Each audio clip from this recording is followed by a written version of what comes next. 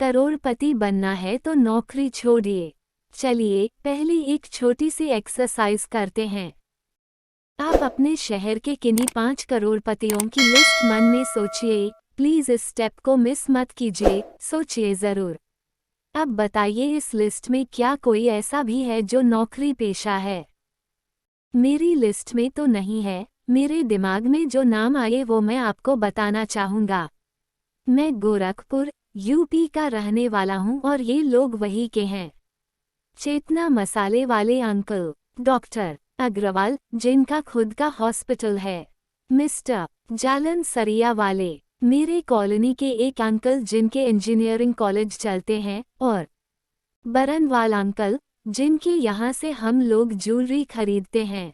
इन सभी में एक बात कॉमन है, लोग इनके यहाँ नौकरी करते हैं पर ये किसी के यहाँ नौकरी नहीं करते। ये सभी उद्यमी हैं, एंटरप्रेन्योर्स हैं, बिजनेसमैन हैं पर एम्प्लॉय नहीं हैं। मैंने कुछ दोस्तों से भी ये प्रश्न किया, उनकी सूची में भी किसी नौकरी करने वाले का नाम नहीं था। अब ये बात और है कि आप दिमाग पे जोर डालेंगे तो कुछ ऐसे लोग मिल जाएंगे, पर इनमें से ज़्यादातर के बाल या तो सफ़ेद हो चुके होंगे या फिर पूरी फसल ही साफ हो चुकी होगी। अगर बाल सफ़ेद कराकर करोड़पति बनना है तो नौकरी बुरी नहीं है। 3-4 प्रमोशन और 15-20 साल में आप करोड़पति बन ही जाएंगे, पर ऐसे बने तो बच्चों के लिए बनेंगे, अपने लिए नहीं। और मज़ा तो अपने लिए बनने में है, क्यों? और अगर अपने लिए करोड़पति बनना है तो खुद बनना होगा एक एंटरप्रेन्योर। यहाँ एक बात कहना चाहूँगा, कुछ लोग ज़्यादा पैसा कमाने की इच्छा रखने वालों को उतनी रिस्पेक्ट से नहीं देखते हैं, पर मुझे लगता है कि इस महंगाई को देखकर उनके विचार में भी बदलाव आ चुका होगा। कितना कमाना ज़्यादा कमाना है, इसकी परिभाषा बड़ी तेजी से बदल रही है। मेरी नज़र में ज़्यादा पैसे कमाने की इच्छा रखना एक अच्छी बात है, बशर्ते उसे कमाने के लिए गलत काम न किए जाएं। और शायद इस आर्टिकल को भी वही लोग पढ़ रहे होंगे जो ऐसी इच्छा रखते होंगे, वरना आर्टिकल का टाइटल पढ़ने के बाद ही वो किसी और टॉपिक पर चले गए होते। चलिए अब आते हैं मेन मुद्दे पर नौकरी छोड़े कैसे? सवाल बिल्कुल ठीक है, पर उससे भी बड़ा एक सवाल है, नौकरी छोड़ी तो करेंगे क्या? अगर आपके मन में ये दूसरा सवाल आ रहा है तो उसका मेरे पास कोई जवाब नहीं है, क्योंकि ये तो आपके अंदर से आने वाली आवाज़ है कि आप क्या करना चाहते हैं। और यदि यह नहीं आ रही है तो अभी आप इस तरह के स्टेप के लिए बिल्कुल तैयार नहीं हैं, पर ये बात पक्की है कि यदि आप चाहें तो समय के साथ खुद को तैयार कर सकते हैं। लेकिन यदि आप उनमें से हैं जिनका कोई सपना है, जो कुछ बड़ा, कुछ महान, कुछ अपना करना चाहते हैं, तो आपको पहले प्रश्न के बारे में सोचना ही होगा।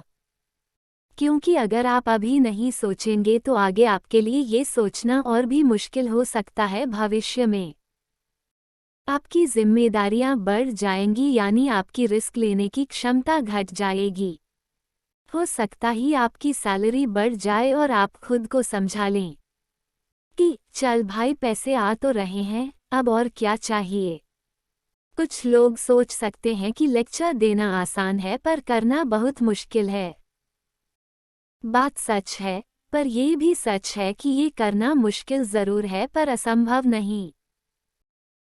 अगर धीरूभाई अंबानी ने पेट्रोल पंप की नौकरी नहीं छोड़ी होती तो क्या आज रिलायंस जैसी कंपनी होती? अगर नारायण मूर्ति ने पत्नी कंप्यूटर्स की अपनी नौकरी नहीं छोड़ी होती तो क्या आज इन्फोसिस का कोई वजूद होता? अमिताभ बच्चन ने भी पहले शॉ वॉलेस और बाद में बर्डरको नाम की एक शिपिंग फर्म में काम किया। अगर उन्होंने भी अपने दिल की आवाज़ नहीं सुनी होती तो भला भारत को कहाँ मिलता इतना बड़ा महानायक? ये बहुत बड़े बड़े उदाहरण हैं जिन्हें हम सब जानते हैं, पर यकीन जानिए कि ऐसे हजारों सक्सेस स्टोरीज हैं जहां पर लोगों ने अपनी सोच को हकीकत में बदल कर दिखाया है, गांव की गलियों से निकलकर शहर की बुलंदियों को अपना बनाया है, खुद बने हैं करोड़पति और कईयों को लखपति बनाया है। पर अभी भी हमारा जो पहला सवाल था कि पर नौकरी छोड़े कैसे, वो वही का वही बना हुआ है। कहने की बात नहीं है कि ये एक बहुत ही बड़ा स्टेप है और बस यूं ही नहीं लिया जा सकता है। इस क्रांतिकारी कदम को वही उठा सकता है जिसके मन में कुछ अपना करने की तीव्र इच्छा हो और वो अपने प्लान को एग्जीक्यूट करने के लिए बहुत ज़्यादा पैशनेट हो। जिनके अंदर वाकई में कुछ कर गुजरने की दीवानगी होती है, वो इधर उधर की बातें ज़्यादा नहीं सोचते और बस लग जाते हैं अपने प्रयासों में।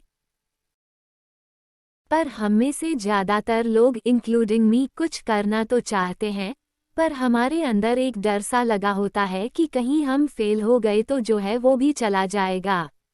ये डर वाजिब भी है। इसलिए मेरी समझ से एक बीच का रास्ता निकालना अच्छा साबित हो सकता है, जैसे कि कोई साइड बिजनेस शुरू करके। ये एक पुराना आजमाया हुआ तरीका है, जो आपने अपने आसपास देखा भी होगा। ऑफिस टाइमिंग के बाद और छुट्टी के दिनों में लोग अपने साइड बिजनेस को करते हैं और जब धीरे धीरे बिजनेस ट्रैक पर आ जाता है तो अपनी नौकरी छोड़कर पूरा समय बिजनेस में लगाते हैं। एक छोटा सा उदाहरण देना चाहूँगा जो मैंने रश्मि बंसल जी की कनेक्ट द डॉट्स बुक में पढ़ा था। एन महादेवन के अंदर एक होटेलिया बनने की चाहत थी पर भाग्य ने उन्हें एक प्रोफेसर बना दिया था, पर उन्होंने भाग्य के इस फैसले को चुनौती दी और मद्रास यूनिवर्सिटी में अपनी प्रोफेसर की प्रेस्टिजियस जॉब छोड़कर उन्होंने $multi-million फूड एम्पायर खड़ा कर दिया। सुबह 9 बजे से शाम को 4:30 बजे तक पाने के बाद इन्होंने काम समझने के लिए एक और जॉब पकड़ ली। वो रोजाना शाम 6 से रात 12 बजे तक एक होटल में ड्यूटी करने लगे। जब काम समझ आ गया और कुछ पैसे इकट्ठा हो गए तो उन्होंने खुद का एक चाइनीज रेस्टोरेंट शुरू कर दिया। आज उनके रेस्टोरेंट 16 देशों में हैं, जिनमें कुल 3000 एम्प्लॉय काम करते हैं। इन्होंने खुद तो MBA नहीं किया है पर IIM अहमदाबाद से पास आउट बंदों को बिजनेस संभालने के लिए रखा हुआ है। मेरा प्लान, शायद आप जानते होंगे कि मैं भी जॉब कर रहा हूँ और मैंने भी अपने लिए एक रास्ता चुना है, जो मैं आपको बताना चाहूँगा। हो सकता है आपके लिए भी इसमें से कुछ आइडिया निकल आए। मेरा आइडिया दरअसल मेरा और मेरी वाइफ पद्मजा का आइडिया है।